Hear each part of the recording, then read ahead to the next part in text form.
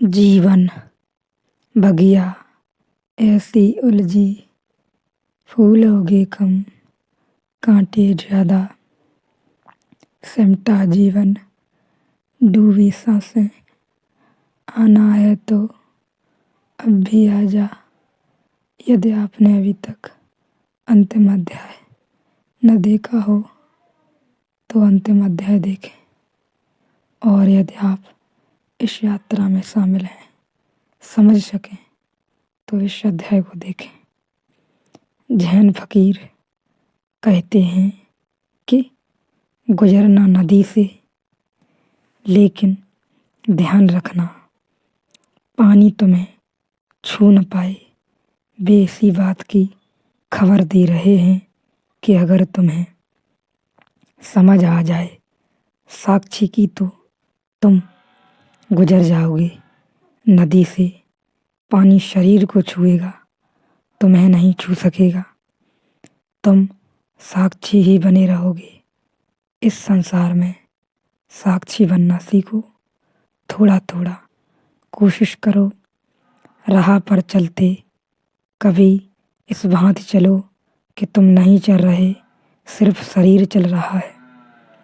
तुम तो वहीं हो, वहीं के वहीं, न कंचित गंता न कंचित अंता, न कभी आता कहीं, न कभी जाता कहीं। राह पर अपने को चलता हुआ देखो और दृष्टा बनो। भोजन की टेबल पर भोजन करते हुए देखो अपने को कि शरीर भोजन कर रहा है। हाथ कौर बनाता, मुंह तक लाता, तुम चुपचाप बैठे खड़े खड़े देखते रहो।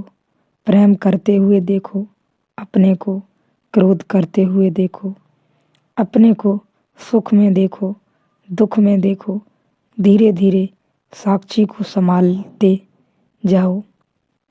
एक दिन तुम्हारे भीतर भी उद्घोष होगा, परम वर्षा होगी, अमृत झरेगा। तुम्हारा हक है, स्वरूप सिद्ध अधिकार है।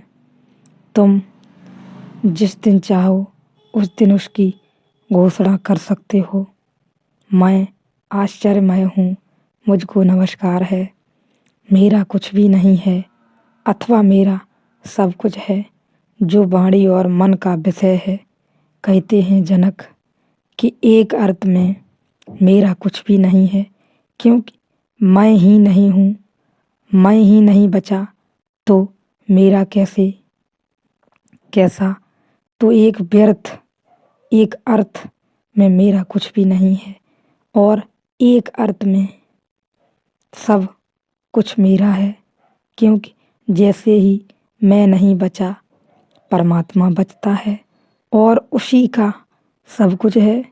यह विरोधाभासी घटना घटती है जब तुम्हें लगता है मेरा कुछ भी नहीं और सब कुछ मेरा है। अहो अहम नमो महम, यश में कुछ भी नहीं है।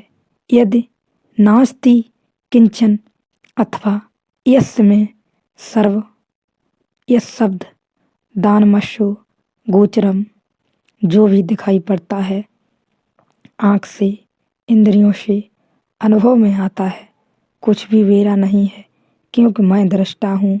लेकिन जैसे ही मैं दृष्टा हुआ, वैसे ही पता चलता है सभी कुछ मेरा है।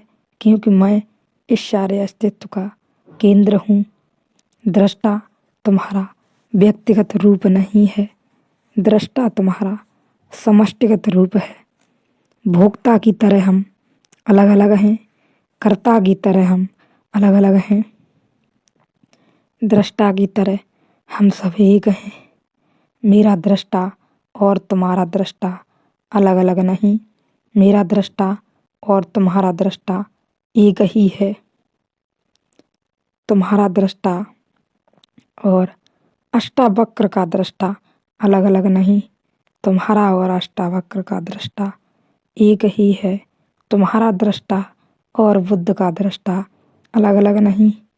तो जिस दिन तुम दृष्टा बने उस दिन तुम बुद्ध बने, अष्टावक्र बने, कृष्ण बने, सब बने।